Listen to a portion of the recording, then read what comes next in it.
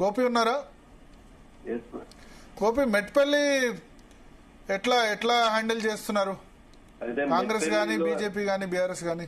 అయితే ఇక్కడ మనము అత్యధికంగా అయితే బీజేపీ అయితే 10 సీట్లు కైవసం చేసుకున్నప్పటికీ కూడా ఇక్కడ చైర్మన్ రేసులో అయితే కాంగ్రెస్ అయితే ముందున్నట్టు కూడా మనకైతే తెలుస్తుంది. ఇటు 26 వార్డులకు సంబంధించి 14 ఎవరైతే మ్యాజిక్ ఫీవర్ వస్తుందో వాళ్ళైతే చైర్మన్ అయ్యే అవకాశం అయితే మనకు ఉంటుంది కనుక ఇటు బీజేపీ 10, కాంగ్రెస్ 6, బీఆర్ఎస్ 6, ఇండిపెండెంట్ 4 ఉన్న నేపథ్యంలో ఇటు 4 ఆల్రెడీ జువాడి నరసింహారావు సమక్షంలో కాంగ్రెస్ పార్టీలో చేరుతున్నట్టు కూడా మనకు అయితే కలిసినట్టు కూడా సమాచారం అయితే అందింది. 4 కూడా జాయిన్ అయ్యారా? దాదాపు కలిశారు.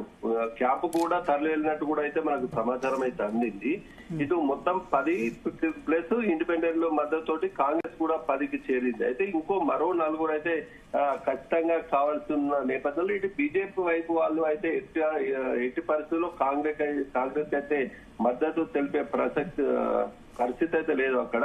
ఇటు బీఆర్ఎస్ కు సంబంధించిన వారు 4 అయితే కాంగ్రెస్ కు మద్దతు తెలిపేందుకు కూడా జువాడి నరసింహారావు పావులు కలుపుతున్నట్టు కూడా మనకు తెలుస్తుంది. బీజేపీ వాళ్ళు కాంగ్రెస్ కు సపోర్ట్ అడుగుతున్నారా సార్? బీజేపీ సపోర్ట్ అడుగుతుందా కాంగ్రెస్? లేదు, బీఆర్ఎస్ సపోర్టర్. బీఆర్ఎస్ సపోర్టర్స్ ఇస్తారు కాంగ్రెస్ కు, మరి ఇస్తారా?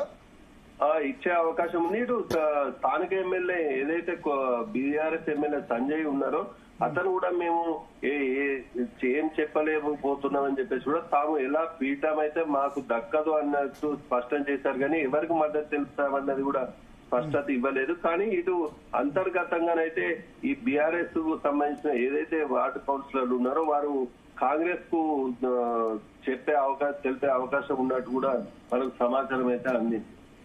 కాంగ్రెస్ సపోర్ట్ చేస్తారు. బీఆర్ఎస్ కాంగ్రెస్ మరి కలిస్తే ఇంకేముంది రాష్ట్రంలో? అది అంతర్గతంగా సంప్రదింపులు అయితే జరుగుతున్న పరిస్థితి అయితే మనకు కనిపిస్తుంది. ఇక ఇది వేరే ఆప్షన్ లేదు. ఇది కాంగ్రెస్ ఒకసారి జువాడి నరసింహారావు గారు కొరుట్ల కాంగ్రెస్ పార్టీ